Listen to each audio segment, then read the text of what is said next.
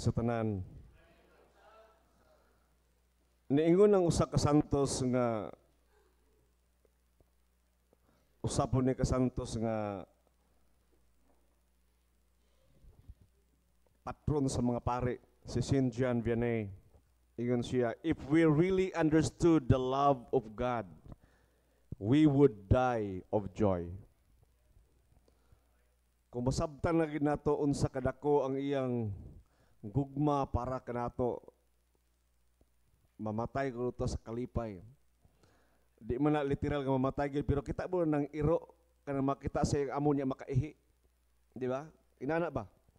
Makaihi ka sa kalipay. I pee a little.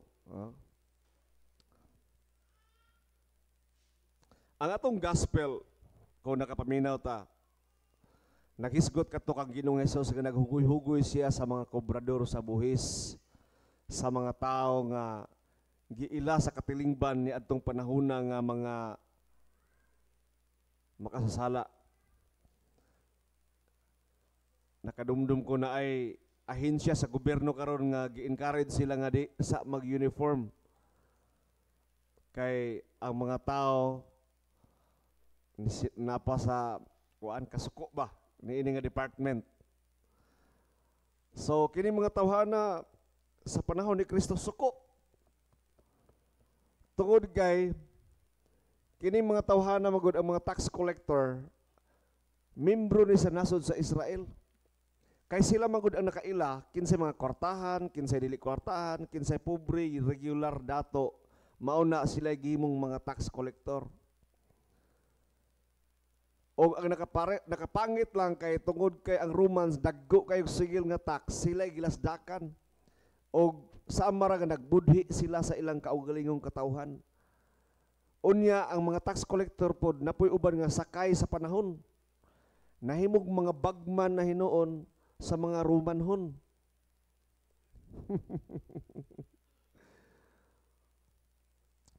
Og nakita na sa mga Pharisee, sa mga Sadducee, sa mga balaan, sa kataga simbahan, og ilang gi-criticize si Ginoong Hesus, ngano iyan ang gibuhat. Og niingon dayon si Hesus sa usa ka parabol. Insa sultihan ta mo, paminaw mo. Nay usa ka magbalantay karnero na walang isa, nawala ang usa. Unsay iyang gibuhat? Tungod sa iyang dakong gugma, gibiyaan niya ang 99 og gipangita niya ang isang nawala.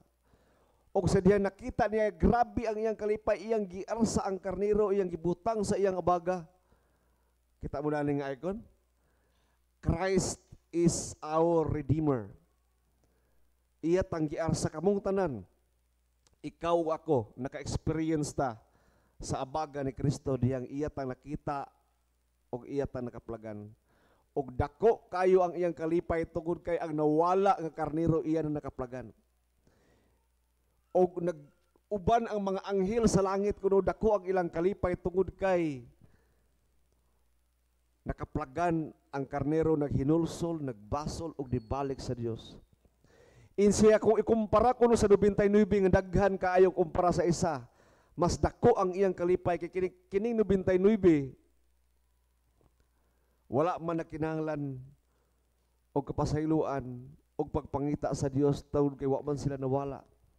Og sometimes gina refer sila nga they were like Pharisees and Sadducees that don't need God at all. Unlike this one sheep nga gipangita. Og nipadayon pagid si Ginoong Hesus nga sa usa, sama kuno sa usa ka tawo nga nawad ang sensilyo. Og iyang gidagkutan iyang lampara gisilhigan niya ang balay sa diyang nakita na gid niya ang coins. Iyang gipanawag ang iyang mga higala og naglipay sila. Ako nang gi-research ba?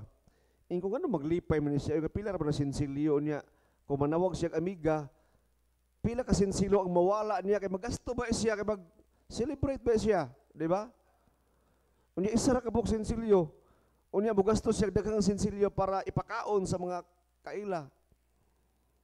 Pero ang ibutang gisulti dito nga, it is the soul that matters. Ang kalag, ang ka-precious sa kalag, dili ang kantidad. Kaya ang kwarta man gud na value, pero ang kalagban gud walay katumbas nga value nga bisan isa ra ka buok grabing hudyaka sa mga anghel sa langit kung ikaw ug ako mubalik diha sa Ginoo. Usahay kita magpapansin bita sa Ginoo, di ba, Lord? Wa na ba ko pansin na, Lord? Oy, magpapadlog ko, Lord, para pagitaon sa ko nimo, di ba? Napakapansin mga bata nga inana ka na membros pamilya. Nga tungod kay daghang sila anak sa ilang mama, kani gusto siya magpapansin ba? Magpapadlog, no, para ma-highlight siya. Usahay inana ra bata Kristohanon. Ganahan kita nga mahimutang kuan kani sikat-sikat ba sa pagkaparas. Sikat sa pagkabadlugod. No, uso kay nasa eskwelahan. Mga estudyante, sikat sa pagkabadlungon. Atong nabati atong first reading, nindot kayo. Ang mga Israelita, gipagawa sila sa Ginoo, gikan sa Ehipto, og naghimo sila dagko kay mga milagro, gipikas siya ang dagat, nagpadala siya katalagman sa Ehipto, gipakaon sila og mana, for the first times in history. Pero gisimba nila ang yawa, pinaagi ni Baal og naghimo silang baka. Sila kananaon sa kadako ng sala. Og ningon sila muni nagpagawas ato sa Ehipto. Katong Ginoo ni Moses dito mao. Kung naminaw mo sa atong first reading, og nisilaob ang kasuko sa Dios. Og nangamuyo si Moses. Ginoo, ayaw in town sila laglaga. Makaingon ang taga-Ehipto, imo silang general diri kay imo din silang patyon. Hinumdumi si Abraham, si Isaac og si Jacob nga imong anak. Kini mga anak ni Jacob tanan, kung imong laglagon Ginoo, unsa lay ikasulti sa laing nasod. And Moses became the intercessor to God. Atong basahon atong Psalm reading responsorial ingon. Ang Dios nangalyupo alang kanato nga iyang mga pinili. Ang Dios nangalyupo. Og naglipay kita uban ang pagpasalamat. Kinsa man ang Dios nga nangalyupo sa Dios? Mura ba giunay ni ugalingon nga unsa man nga statement? Wa pa mo napasol na ni? That the Lord said to my Lord, may soon kinsa man day ang Dios nga nangalyupo sa Dios Amahan, di ba ang Dios Anak? Di ba ang Dios nga si Ginoong Hesukristo? Siya ang Dios nga nangalyupo sa Amahan. God relented, showing His mercy, that His mercy is stronger than wrath. And this Moses, nag-foreshadow siya sa tinuod nga eternal intercessor nato nga mao ang Dios Anak nga mao si Ginoong Hesukristo. In our psalm reading si David, ingon siya, have mercy on me, O God. Kaluhi ako, O Dios. Kung wa mo na late, naminaw mo kayo na sa lyrics sa atong operatory song, that I will walk in the power of the mercy of God. What? Kaluoy ra na. Ngano na may power na. Kaluoy ra gali, di ba? Gamahan rin ng kaluoy di ay. Kanang 75, gamahanan lugar na, nga grado. Kaya kinaluoy mo na. Dapat ibagsak na mo gina. Gamahanan, oy. Kaya nga naman, kanang 85, 95, deserving na sila, kanang study na sila. Pero dapat ang iyang grado 70 ra gidto. Pero para makainom siya og tubig imong 75 para makapasar. Sa ato pagkamahanan kay ng kaluoy. Kay kung walay kaluoy, wa gidto siya makakapot. Wa gidto siya makainra sa biyahe. Unsa kagamahanan ang kaluoy, that we will all walk in the power of the mercy. In our second reading, si Saint Paul, inaingin siya, Lord, imo kong ikaluyan, Ginoo. Kaya sa una, ako kag gibiay ug ako gi-persecute ang iglesia. Apan ako, Ginoo, nakatilaw sa imong grasya ug sa imong kaluoy. And Saint Paul's statement was, it is the reminder that the church is not a museum of saints, but a hospital of sinners. We heard that already from Father Rex sa iyang one of his homilies. Why God Himself sa iyang pagka-Dios nga nangita man gyud og pamaagi nga mabalik ta sa iya. Ngano man gyud no? Nga sa iyang pagka-Dios nga settled na siya sa iyang pagka-Dios, bastante na siya sa iyang pagka-Dios. Nga God without us, He is still God. But we without God, who are we? Kung kita walay Dios, asa man ta o kinsa man ta? Apan lang Dios bisan wala ta okira. Kay bastante siya sa iyang pagka-Dios og dili makuhaan ang iyang pagka-Dios.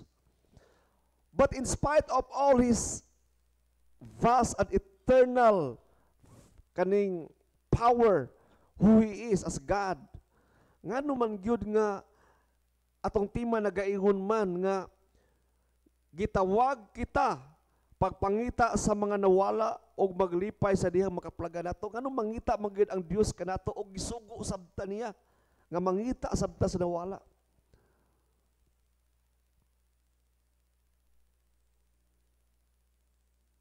Ang Salmo Kapitulo 8 versikulo 4, Psalm 8 verse 4 nagaingon,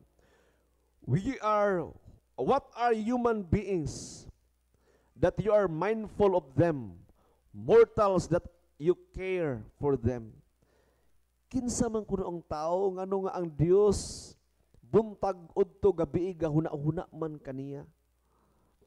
Kinsa man kuno ta ngano man the Lord God Almighty is so mindful to us nga sige man siya pamalandong og daghuna-huna kanato.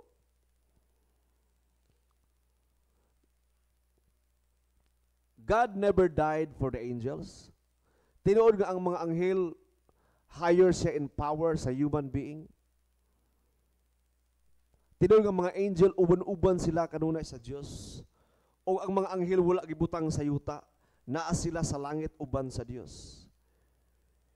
It's true that angels are higher by nature, but human beings are higher by grace, because Christ took our humanity and shared to us His divinity and exalted us above every creature with Christ Jesus Himself.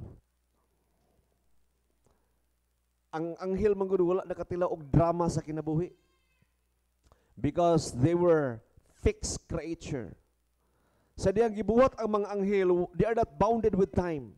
Nakita na sila daan nga na impierno, o nakabalo na sila daan nga once they oppose God, magrebelde sila sa Ginoo, labay sila sa impierno, og there will be no forgiveness for the angels. Tungod kay clear na kayo sa ila, they are not governed with space and time. Kita na sila sa sinudanan o kita na sila sa katapusan. Kita na sila sa sangputanan. Why drama ang ilang kinabuhi? Pero kita Pinoy, kita mga binuhat sa Ginoo, puno ta sa katawa, puno sa hilak. Diba? Ang atong kinabuhi murag telenovela. Gidaog-daog kulata pag nya ni daog na sad ana. Katanaw mo na Batang Quiapo, pila na nakatuig si Cardo, di ba? Kulatahon naman siya, mahimo naman siyang hari-hari sa ilang grupo. Kulatahon na sad. Abot na himo na ba siyang mayor o apa man siguro? Oh. Di ba? Grabe kayo nga litanya sa kinabuhi ba? Grabe nga drama sa kinabuhi. Mao nang wa sa anghel. Kita Kristohanon, inana ang kinabuhi nato. Muna nga yung tanga, life is colorful. Matod pa ni Louis Armstrong sa iyang lyrics, what a wonderful world. Nga itong ipuyan.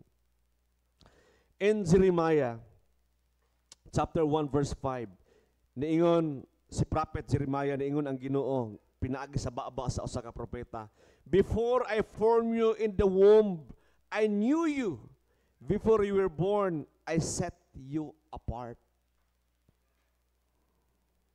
May suon, pangitaon gid ta sa Ginoo. Mag-care gid ang Ginoo sa ato. Kay sabisan wa pata na porma dito sa sabakan sa atong inahan. Sawa pa kuno gisumpay-sumpay ang atong mga bukog. Nakaila ng Dios nato daan. that one day, September, unsa karon? 15? 14, 2025, ikaw maglingkod ni ana nga bangko, and specifically muna imo sa ninaon. Mauna ang imong hinapay, mauna ang imong postura, mauna ang imong abay. God exactly knew this very hour before you were born. Sa iyong kadana. Every single detail sa atong kinabuhi, the number of your hair, the thoughts of your minds and your heart, God knew already. Inana ta ka importante sa Dios, maog yun nga iya gitang pangitaon. Usahay lagi magpa-importante, magita nga importante naman tadaan. Magpabadlong, magpasaway, ano ba? Magpaulay-ulahi. But some of us, wa man siguro tanawala mi ta Father, wa man ko nawala Father, naara man ko sa simbahan. Sukad since birth Father, wala naman ko nawala. You might not be one of the lost sheep, but maybe we are broken, we are wounded, we are lonely and helpless, and we have silent battles that only you and God knows. Naata sa mga pag-antos, naata sa grabe nga struggle sa sala nga gusto ta mobiya, apan dili ta makabiya.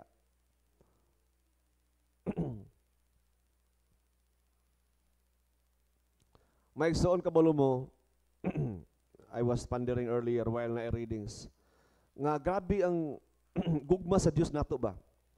Ang iyang love ba, gina-spread na gina abroad.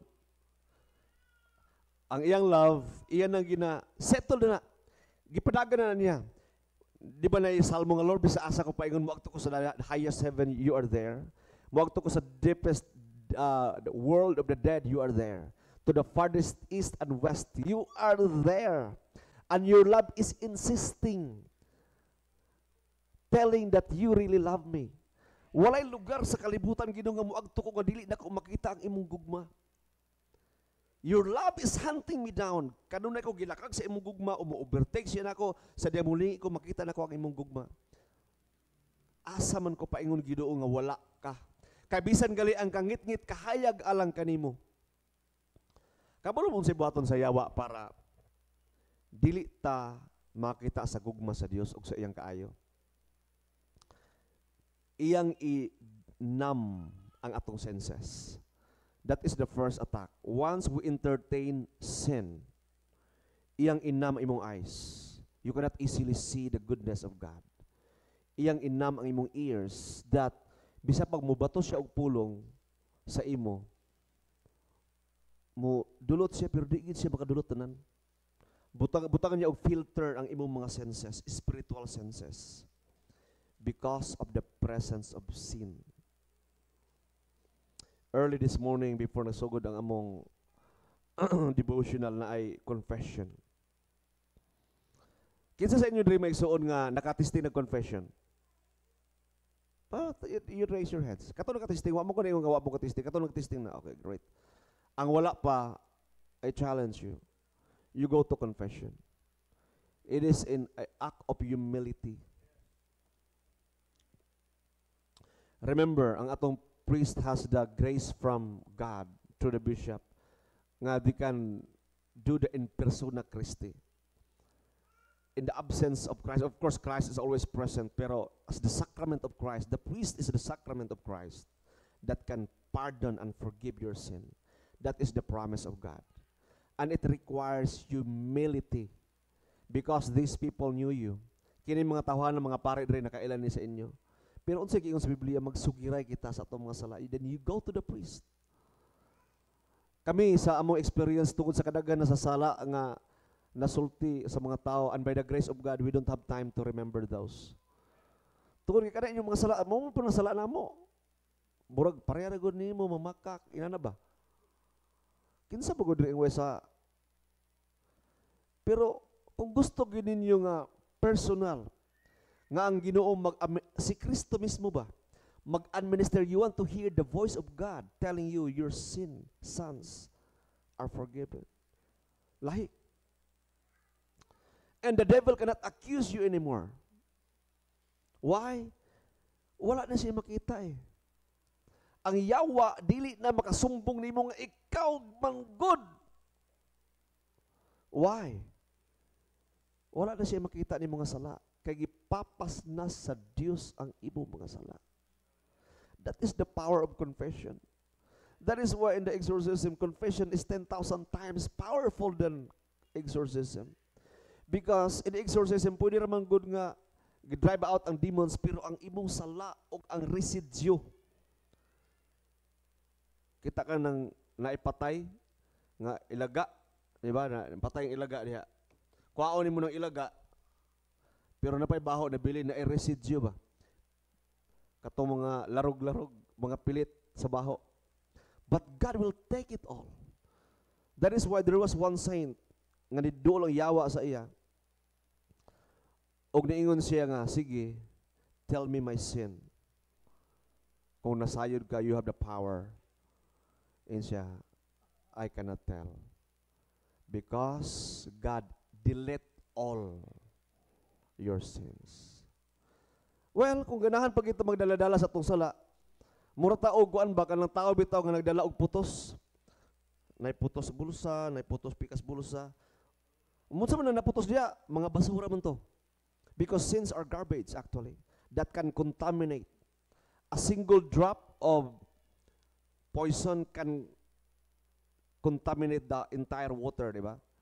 Kadumdum ko na ko igagaw sa una nga na muscle siya pantalan ba?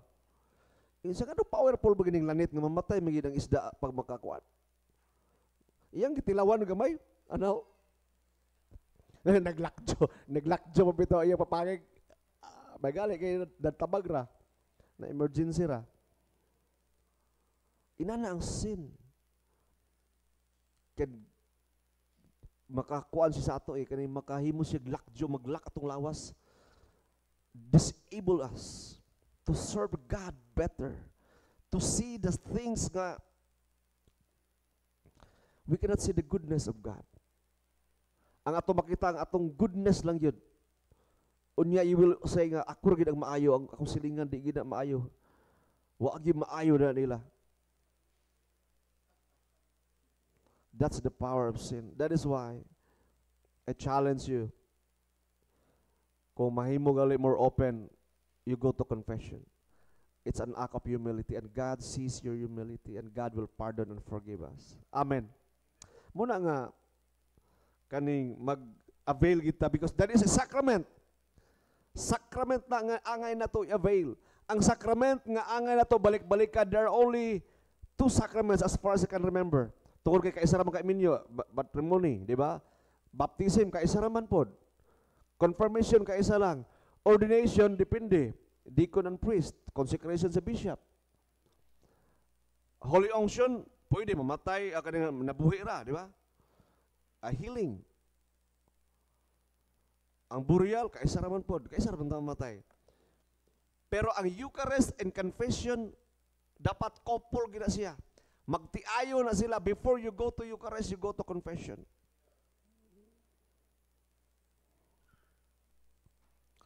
And some of us, we might be not one of the lost, but we are broken and wounded, and we are in pain, and we are suffering.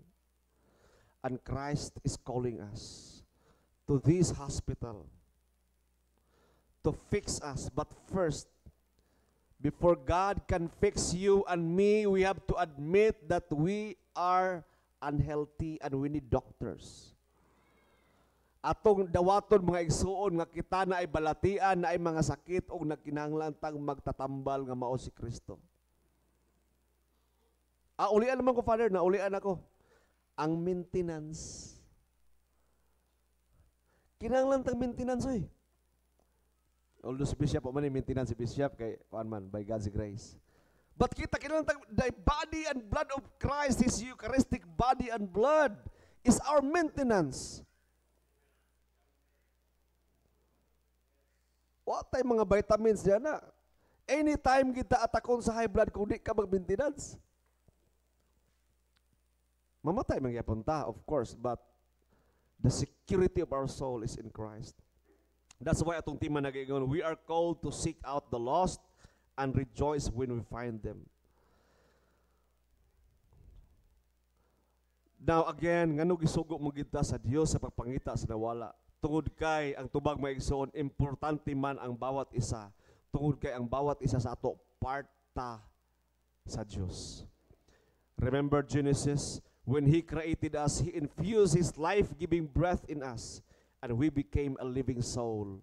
Tungod kay ang makabuhing gininhawa sa Dios iyang gibuga ngadto sa lapok, ngadto sa baba og miingon siya. In our baptism, receive the Holy Spirit. Ug ang patay nahimong buhi. Mao bitaw nga ang tao dili gid taangay unta maimpierno. Tungod kay ang portion sa Dios that is everlasting, the Spirit of God that breath on the nostril of katong giform nga clay, which became Adam, the first man, part to sa Dios.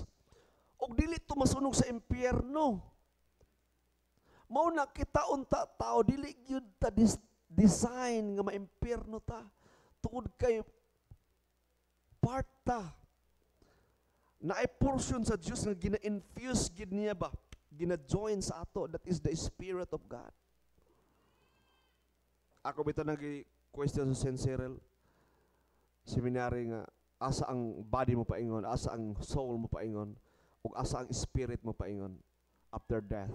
Sunugod ba sa impyerno ang atong body? Yes. Kung ang tao, we choose to follow the devil, we will go to the destination of the devil, including our soul. Ang atong consciousness, our soul. Atong emotion, our soul. Atong awareness, our soul. But how about the Spirit? The Spirit that comes from God Himself.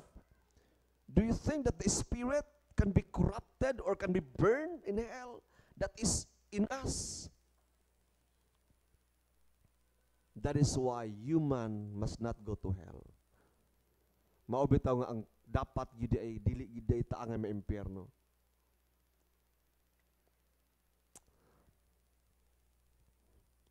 Maigsoon, we have the task nga kita usab mangita sa nawala. Nay usa ka Saint Mother Teresa og usa sa iyang favorite verse is this. Isaiah 49 verse 1. Verse 15 to 16. Can a mother forget the baby at her breast and have no compassion on the child she has born? Though she may forget, I will not forget you. See, I have engraved you in the palms of my hands. Your walls are ever before me.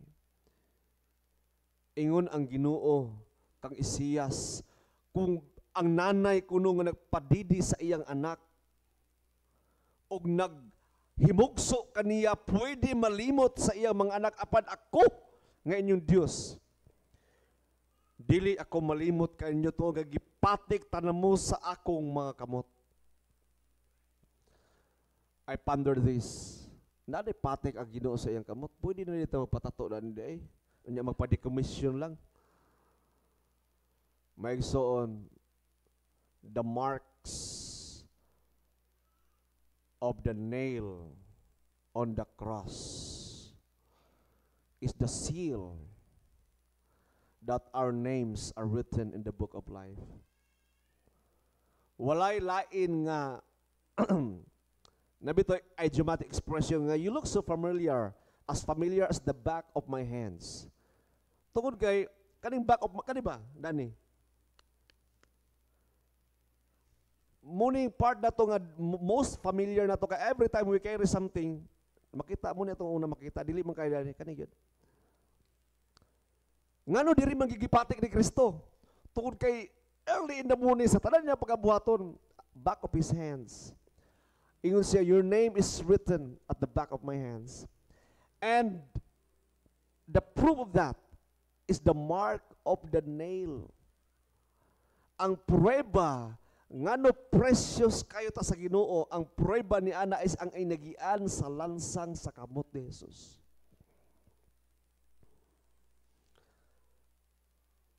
God said through the prophet Isaiah, I have engraved your names in the palms of my hands. Saint Bernard once said, the wounds of Jesus cry out louder than any words. They tell us we are loved beyond measure. May soon kung naabito sa ato diri kanang dugay na nga wa nagsimba, di ba malipay ta? Pero ang uban nga Kristohanon kanang dili pagid mature ang imong relationship sa Ginoo, ingon ta nga nabanhaw man. Atong i-condemn ba, no? Atong ibuli ba, ibuli na to. Ayaw mo inana may igsoon, oy. Ayaw siya ibuli. Ayaw siya daog-daoga nga imo siyang murag pagkaulawan nato siya. Ana na pader kay ko ana kanang kana misa di galiyo naman pader. Wa pa misa di galiyo 1 week pader. Paspas na siya 1 week para mura di kay halata ba. May sud ayaw ni ibuli uy. Dili ba ya inana ang Ginoo? Muduol ka sa Ginoo moingon mag-Ginoo nga duol lang karo kay kuan man. Duwaton bitaw sa Ginoo boy. Amo bitaw the door of the cathedral is always open. Kami gali ni Father Rex na ay magduol na mo nga magpaampo o magpa-deliverance bisan dili miyembro sa simbahan. Manangit mi ni Bishop. Sige, you minister to them. Because our motto in CEC is we are for the lost, the least, and the lonely. Wa kita nasayap niya na. We are for the least, for the lost, and for the lonely. Because once upon a time in our lives, we were lost. We were that lonely. We were that least. Nakatilaw kita sa gugma o kaayo sa Dios. Imposible gid maigsuon nga dili ta magpaambit niini ngadto sa uban. Amen. Palihog manindog.